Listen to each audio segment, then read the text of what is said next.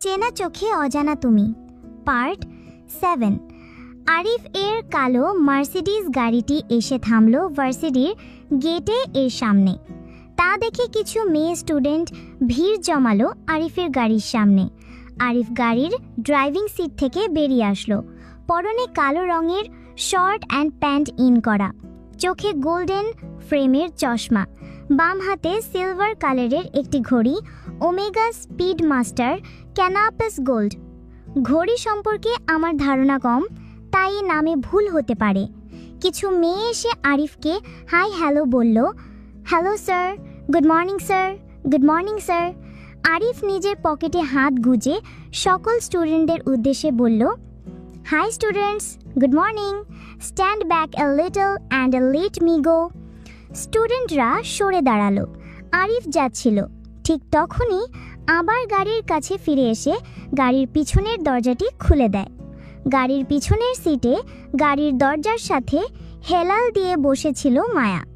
আরিফ দরজা খুলে দেওয়ায় মায়া প্রায় পড়ে যেতে নিচ্ছিল, তবে নিজেকে সামলে নেয় মায়া। প্রফেসর আরিফের গাড়িতে কোনো মেয়েকে দেখে সকল স্টুডেন্ট ভূত দেখার মতো চমকে উঠল। মায়া তাদের দিকে তাকিয়ে মিথ্যে হাসল। স্টুডেন্টদের ভিতর অনেকেই মায়াকে চিনতে পেরে বলল, she is a new student. প্রতিটা স্টুডেন্ট যে যার মধ্যে গসিপ শুরু করে দিল। কেউ বলছে প্রফেসর আরিফের সাথে এই মেয়ের রিলেশন আছে, আবার কেউ কেউ বলছে এই মেয়ে হয়তো প্রফেসর আরিফকে পটানোর চেষ্টা করছে। কিরে ভাই, তোরা চ্যানেল সাবস্ক্রাইব করস না কেন? হ্যাঁ? স্টুডেন্টদের এমন হট্টগোলের শব্দ শুনে আরও অনেক স্টুডেন্ট এগিয়ে আসলো এদিকে। কয়েক সেকেন্ডের ভেতর ৭০ জন স্টুডেন্ট জড়ো হয়ে গেল। মায়া তাদের দিকে কাঁদো কাঁদো চোখে তাকিয়ে রইল। হঠাৎ আরিফ রেগে গিয়ে স্টুডেন্টদের উদ্দেশ্য বলল, what's your business here? Go to your own class. You have 10 seconds. Everyone leave here in 10 seconds. Subscribe our channel হুয়া ট্রেজার। কয়েক সেকেন্ডের ব্যবধানে পুরো জায়গা খালি হয়ে যায়। আরিফ তখনও গাড়ির গেট ধরে দাঁড়িয়েছিল।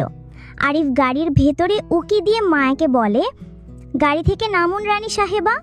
মায়া সহসা পা নামলো গাড়ি থেকে। আশেপাশে কোনো স্টুডেন্ট নেই, কিন্তু দূরে থেকে অনেক স্টুডেন্টই তাদের দিকে তাকিয়ে রয়েছে। মায়া আরিফকে বলল, সকলের সামনে এভাবে দরজা খোলার কোনো দরকার ছিল?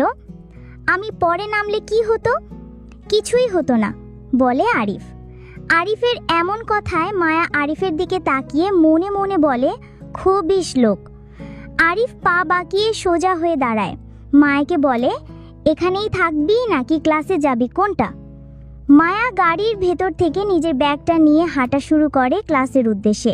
আরিফের সাথে কোনো প্রকার কথা বলল না। মায়ার ব্যবহারে বিরক্তি স্পষ্ট।